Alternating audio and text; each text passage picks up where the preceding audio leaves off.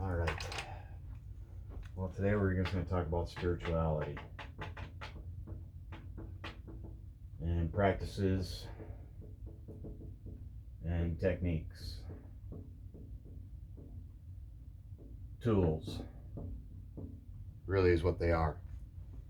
So, spirituality to me is actually well-being, balanced within yourself. Love yourself, love your inner self.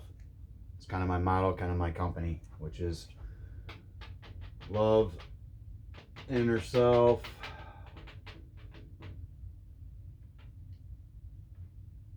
.com. You can get my t-shirt designs and all that kind of stuff if you want to help keep this thing rolling. Spirituality, practice, techniques, there's other options too as well. Spirituality, practice, techniques, and tools. So I do Kundalini yoga.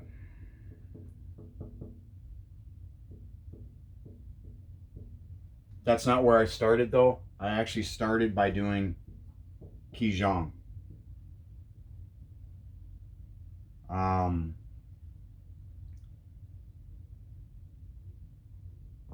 What was I going to say about that?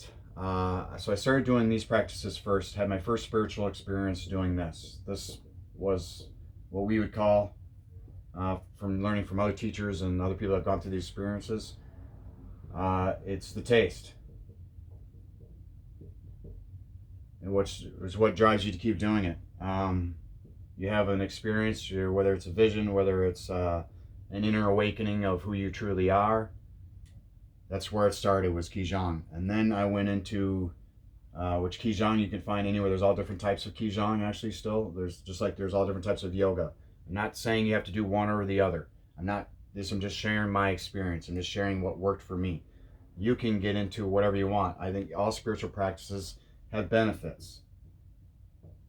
Whichever one you want to use, that's up to you. Whichever one you resonate with. Everything to me is resonate. So if it resonates with you, you like it, it's something you want to do, then do it. Try all the different kinds. But I started with Qigong, and then I did, I think that's even a G. I'm not even sure off the top of my head. Qigong, I think it's my spelling, studying all these languages has kind of screwed everything up. But Qigong, I'm not even sure. You know what? I'm going to check it out. I'm going to make this correction right now.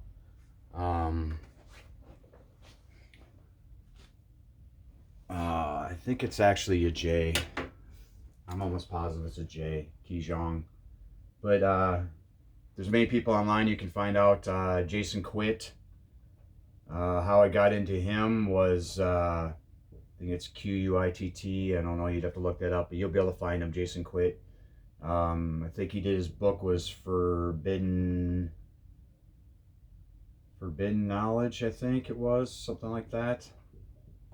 Don't quote me on that, but it's Forbidden Knowledge. And I read that book, and that's what got me into Jason Quit, which he does Qigong. So I started doing these Qigong practices. These were actually Egyptian postures of power. All right, so I started doing that. I had a spiritual experience. This got me the taste, so then I wanted more. How I got into Kundalini yoga, that led into something else. But Qigong, I think it's great. I'm actually thinking about doing some more of it. There's actually a really cool one. It's called White Tigers Qigong. I think I'd like to try that one as well. Just so try things, try experiencing new things. So spirituality, benefits, practice, techniques. Qigong is one. I went from that to Toltec, which is very interesting. Toltec practices is like the Mayans and the Aztecs, where it originated from. Toltec practices, the main guy I would look up for that is Sergio Mangana.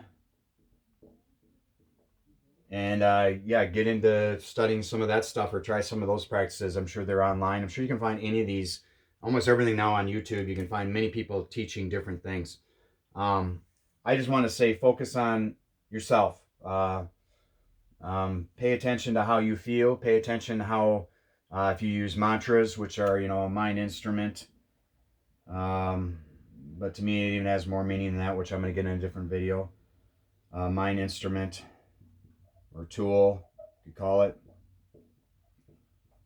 So many English language has so many words for the same word, which makes it complicated for people that want to actually study and learn actual other things, because they make it difficult to make it think like people who know how to read these books, because they know how the languages has changed over, that they're more inclined to be more intelligent. I'm not going there, because I just think that's ridiculous for the English language to keep creating more and more and more words on top of the same word which we already have, which is why English language is one of the toughest languages to learn for other people in other countries.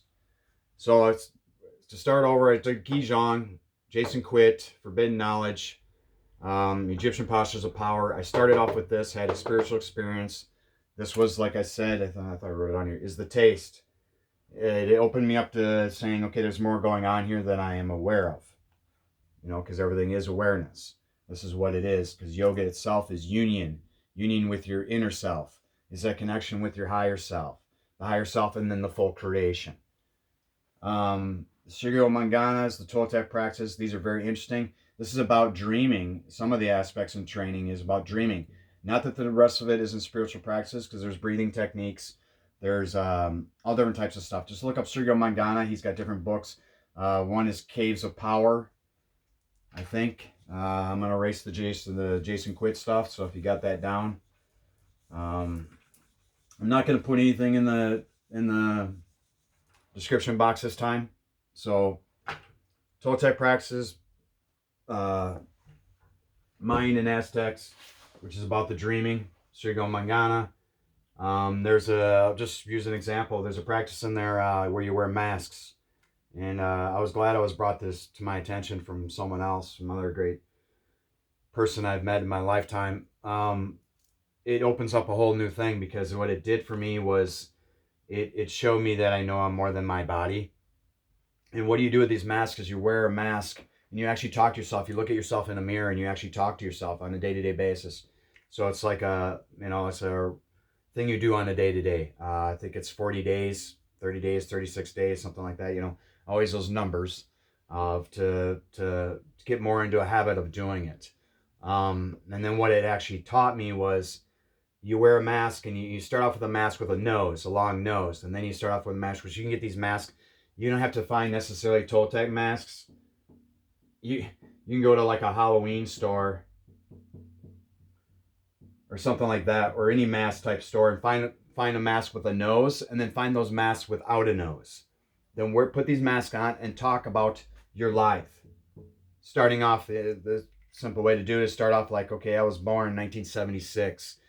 When I was little, my mother took me to swimming lessons. Just start talking about to yourself through the mirror. It's kind of funny, because you start to laugh. I mean, it's kind of ridiculous, wondering with the stuff that's happened to you and the stuff that you have actually done in your life, good or bad, is that truly even you? I mean, or is that just programming in your mind because of ego, because you need this there's always this validation to feel good, you don't need anybody to validate for you to feel good. This was a breaking point for me. I mean, I feel good no matter what. So I don't need someone else to make me, I don't have to look externally for something else to make me feel good.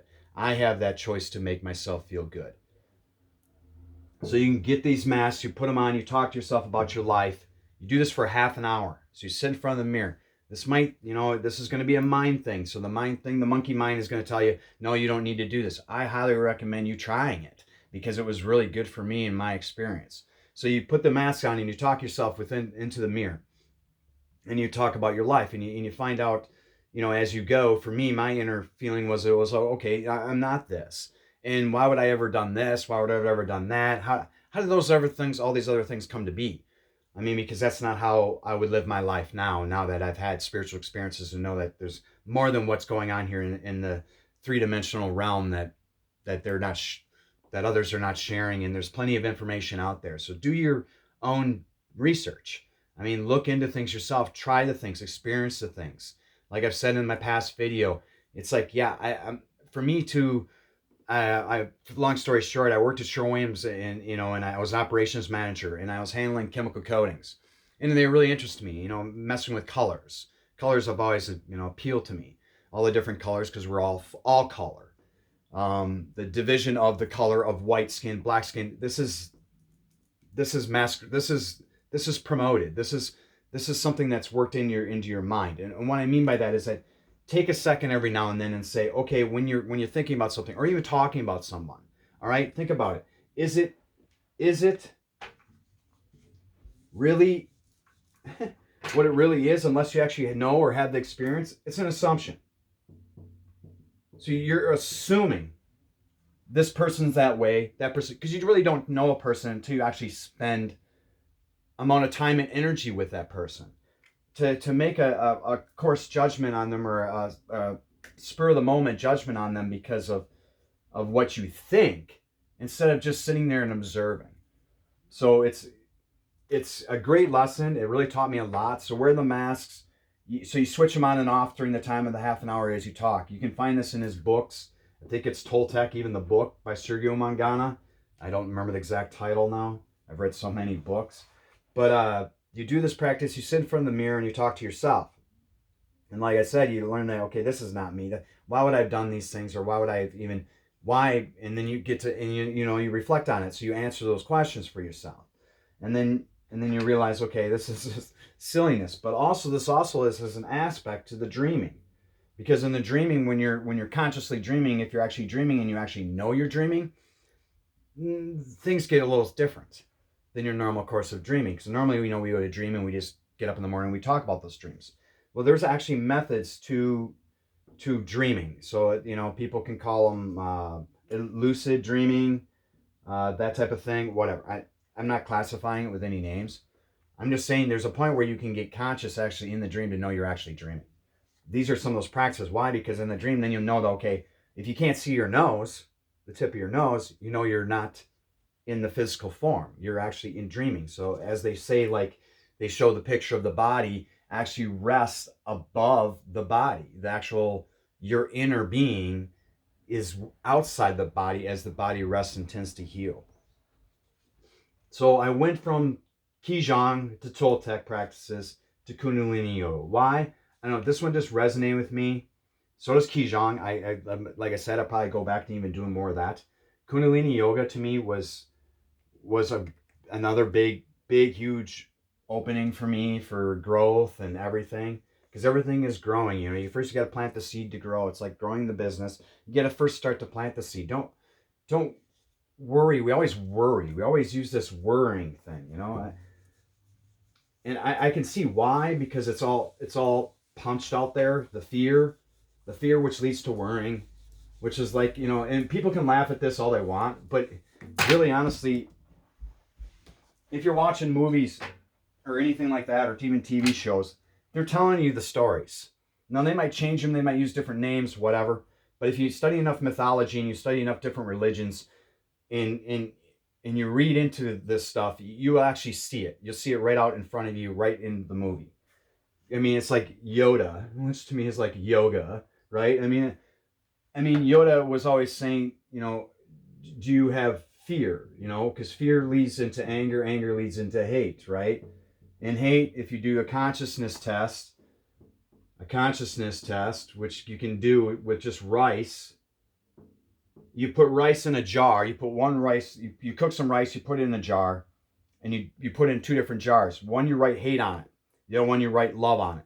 And each day you grab that jar and you give it the hate like you would hate. Like give it that energy, give it that anger, right? Give it like, oh, I use the blame game. Like, oh, that's this guy's fault. That's, that's why I'm not where I'm at. That's not why I'm not feeling good. This is not why, it's always excuses, right? You'll find out the rice in the consciousness test, the rice that you give the hate to will rot and die. This is why it's not a good thing to do this. Or, because this is part of separation to me. You're separating yourself from the whole thing. The whole creation itself, what we would call God, is you're disconnecting yourself. You're setting yourself apart from that. But you're not. It's just only it's a mind thing. So yeah, and then you give the love to the rice. The other rice will not die. It will not rot. It will stay. It will stay like it looks like you just cooked it. And in essence, I guess I didn't do it for a long period of time, but I mean, it's very interesting how how these actual things in actual our movies are even telling you. I mean, it's like, this is like I said, why spirituality is so huge to me, because to me it's just like life itself. It's the merger of the duality of the spirituality in the matter, right? Or consciousness and unconsciousness, and all those types of things. It's always those two factors. So back to spirituality and the practices. So I do yoga. You can do any yoga you want. There's all different kinds of yoga. I've tried them, all different kinds. I just use Kundalini yoga because it resonates more with me. Why? Because I like it because it affects my mind, and it affects my body, and it affects my spirit. All right? And why is because the mind is the meditation, which meditation, there's different forms of meditation. You can get into this all you want. You can go real deep into it, but it's really just being still, to point of no thought. And what I mean by no thought is, don't just sit there and sit there and meditate and then try not to think, because then you're just going to think more. So let the thoughts come up, but just let them go. I mean, if you want to entertain them, go ahead. You can entertain them. I mean, eventually they will, if you do more meditation on a day-to-day basis, eventually you'll come to a point where there's no thought. Well, what happens? Well, when no thought, you actually truly hear. Because to hear or listen, you can't be talking in your head, which is thinking. So you silence this. You silence this. And then you really truly hear stuff. You hear stuff that normally you don't hear. Like, yeah, I hear the cars going by today, outside the house. But you actually get to the point where you actually hear subtle sounds, frequencies, okay? Or maybe even more than that, the spheres. But that's what it is. So it's meditation, and then the body, of course, is the yoga postures. So it's not all one and the same. It's not the yoga postures. And what these yoga postures do, if you actually study it scientifically, if you want to break it down scientifically, the postures themselves, one, they give you balance, right? I mean, because there's balancing postures, right? And then you actually have the different types of putting your body in different positions. Well, what you're doing, when you think about it, you're actually massaging in some sense. You're massaging your organs. So you loosen things up, as things build up on how you're eating and how you're taking care of yourself. If you want to know more about the eating, you can check out my other video. I can go in more depth detail in that too if people want. I mean, there's a lot of things you can do. Just open your mind to different things. So the body, the yoga postures help the balance, help massage the organs, right? And yeah, they can say they open up the chakras or whatever. But everybody's telling you the chakras are like this, right? So it's like a straight line. It's always the 7, right? Well, to me it's not like that. To me it's like you can bounce here, you can bounce here, you can bounce here, you can bounce here, you can bounce here, and then go back to here. Then you can bounce here, and same thing throughout your whole body. It's like the meridians in the Chinese, right? Which is Taoism. I don't get trapped in any of these, because ism is a prism. I'm not biased to any of these. I'm not going to go out there because I've had yoga teachers tell me this yoga is better than that yoga. No. Then you've already lost track, because each one resonates with somebody for a particular reason. So some people do hatha yoga, some do kundalini yoga, some do I can't even think. There's so many different kinds. Just be open-minded to try different things. And like I said, there's not just one kind of Qigong too. There's other Qigongs. There's other, there's different types of forms of Toltec practices, right? Well, we'll get into those. Try them out. If you don't like them, okay, fine. Then go to try a different one out. You don't have to stick to one. It's not one is better than the other. All right. And then the spirit, to me, this is why I do yoga, is the breathing. The breathing is key. This is, why we're wearing masks. Because to me, they're holding the breathing, which is not even technically what we call, as in the movie The Matrix, air, right? We call that air. You know, we define it. It's actually the essence of consciousness is the collective of everything, because everything breathes. Everything that's living is breathing. Everything is conscious, inorganic or organic. All right? So the breathing. There's different breathing techniques. You can check my other videos. I've showed different ones of holding the breath, ones through pranayama, which is through the left nose, out the right nose, through the right nose, out the left nose, whatever, which is in yoga, those are called the nadis. You know, and I was actually, you know, to go back to a teacher training I had in yoga, the nadis, right? They call them the nadis. These are names, these are definitions. I'm not a big person on words anymore, because words have meanings, but they sometimes have multiple meanings. They get polymorphic, as in if you study more linguistics, they get changed, or they get even flipped or reversed. Okay? So it's not about that. It's basically about this energy that flows throughout your body, which you see like this, right, in diagrams. Okay, these are the nadis. All right, and it goes up what they call the shushuma, right, which is the central point, or the axis mundi. I mean, it has numerous names in different types of cultures and different types of language. The alignment, right, as what's her name talks about when she talks about laws of attraction. Abraham Hicks. This is what they're talking about. This is the alignment, or in the Masonic teachings. They're talking about this alignment within yourself to get back aligned with who you truly are. This is the central point, because you are the body itself is actually, if you study enough, it's like in the I was raised Catholic, right? In the stories of the Bible, it's Solomon.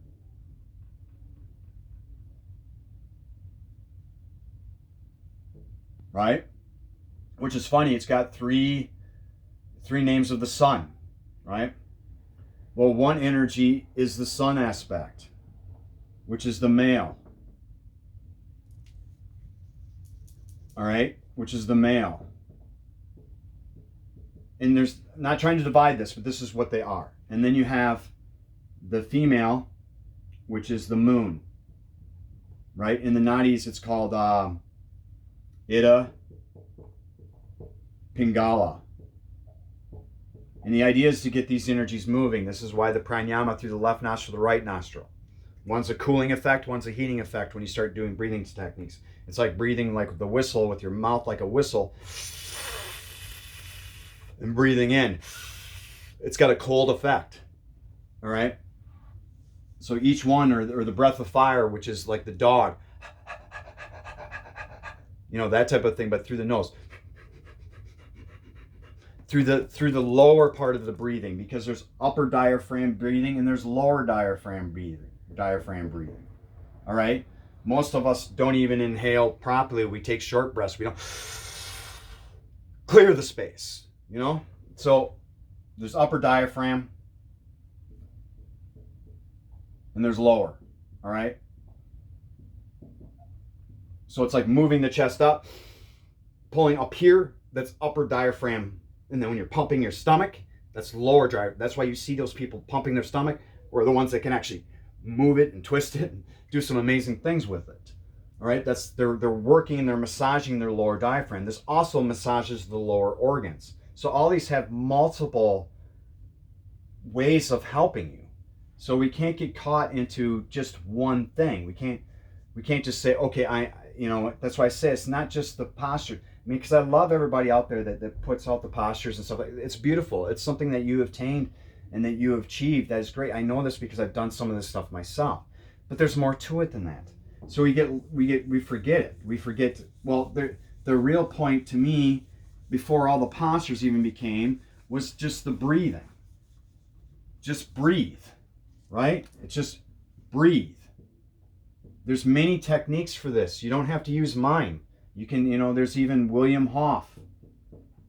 If you don't know who William Hoff is, he holds like the records for being in cold ice for like 2 hours or whatever it is. And if you look at his story, William Hoff said when he was a child, he jumped into a frozen lake. And he said by doing that, now why he did it, that's a different question. But he did it. And then what happened was, he said what it taught him was how to breathe. I bet it did. Because if you're not accustomed to cold temperatures like that on your skin, because we're taught, we always take hot showers and warm showers. That's why in spirituality type practices, they talk about taking cold showers or cold baths. This has benefit because we do this as athletes, right? We do this as athletes. Most athletes, like I said in my last video, actually it wasn't in my last video, it was the last teaching I did for somebody personally. But they have cryo tanks, or the cold baths, right? The athletes get in these. I mean, LeBron James, for instance, he gets into cryo tanks after he plays basketball. Because you think about this, when you're an athlete or anything that goes on, we swell up what? Our nerves. See, everything is the nerves. The nerves are like the branches of trees. If you look at them, that's what they look like. They look like branches of trees because we're in technical, in a way, we're a tree. All right, so we need to grow, right? So if you mess up these nerves, which everybody has, they can get nerve damage or even worse than that, then it's like it's like an antenna. You're losing the reception from the frequencies of what you're trying to get in, which is source, the whole creation. That's how you stay connected. All right. I mean, it's the hair. we can go into the hair. The hair in the Indians, they have long hair. There's a reason for that, because you find out when they were actually going to take the Indians, and to help with like during military tactics and war, because they were so in tune with senses of nature, because they're in nature, they're part of mother, all right, that they can feel something that's coming to them that the normal person can't feel, right? Because they're not connected. That's because of their nerves. The nerves, which is the hair, is part of it. The hair is an extension of yourself.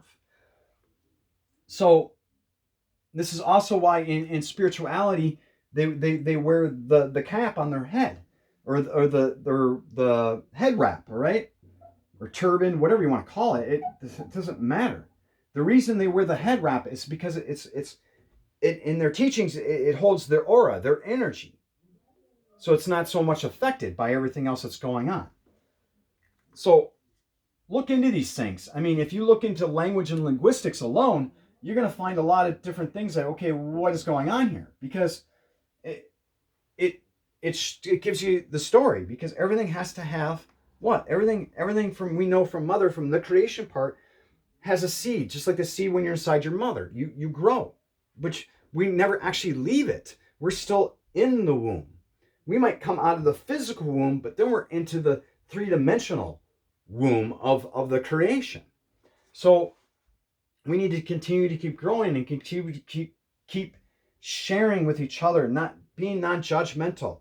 What works for one person might not work for you, or I shouldn't even say that. It just might not resonate with you. Is more of the key words we should use. So that's okay. That's not a problem. So this is what the teachings were about. This is what, to me, which is religion, right? We all know this word, right? But it actually comes from religio, which is to know thyself. I mean, even if you look at the old churches, the temples, which the temple is you, not the church, all right, is you, all right? So that when you look at the old temples, I should say not even the temples, I'm talking about just the churches, right? The churches, it's written in Latin above the church, know thyself. What do you think they're telling you? They're telling you something. They're telling you, okay, know thyself. Oh, because if you don't know yourself, you walk in that door, you get told something else, right? And I'm not trying to judge religious or Catholic people. I'm not trying to say that. Because to me, when it comes to, when you read like the Book of the Dead of the Egyptians and that type of thing, you'll find out that a lot of that stuff is taken over and over again. A lot of that stuff that we call the Bible is taken from other references. If you want to be so biased, because that's being biased, not to look into that and not saying, being open-minded is saying, that's funny how there's so many different characteristics the same, or some even the stories are even somewhat the same. Okay, We have to be more open to this. And I'm not trying to judge the Jesus' teachings or any spirituality. I'm not trying to judge anybody's religion, because I know, to me, what that actually means is I am, if I'm going to talk to somebody, I'm Muslim, right? I am Christian. I'm all of them. I'm every single religion. Sikh. That's why I don't get trapped in them.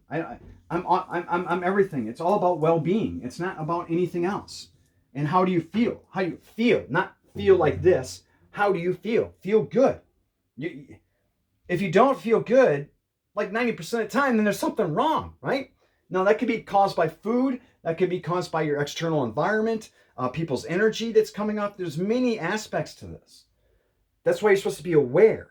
Because in these spiritual teachings, the eyes, right? The eyes, the ears, nose, mouth, these are taught as portals.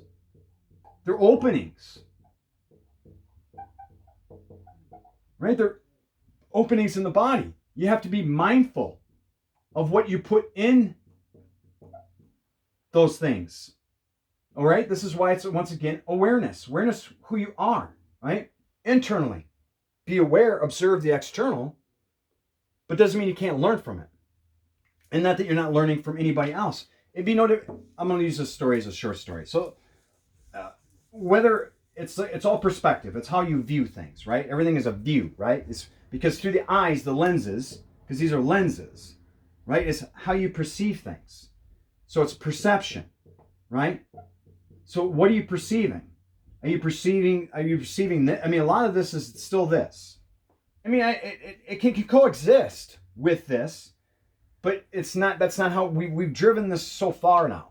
We've driven this so far because we feel less of ourselves, right? We don't love ourselves, right? And most of the time, what you see of that in observation has to do with this, right? Because of this person wears this or this person wears that. Does it really? I mean, I wear these things now. These are not like people say, "Oh, that's beautiful." That's not why I wear them. I wear them because they vibrate. The colors of them and the looks of them, yeah, sure, cool, whatever. But that's not why I wear them. So we think less of ourselves. We don't love ourselves. That's why my company, I named it specifically Love Inner Self. Because once I started to love my inner self, things started to change. Okay? And I shouldn't say change in the sense of, because everything is, even in alchemy, it's about transformation. But in the end, to me, it wasn't even transformation. It's just even not in the end. But in the process of doing so, it was not even that. It was me coming into full awareness of who I truly, really am. It's not being affected by others. So my biggest thing, I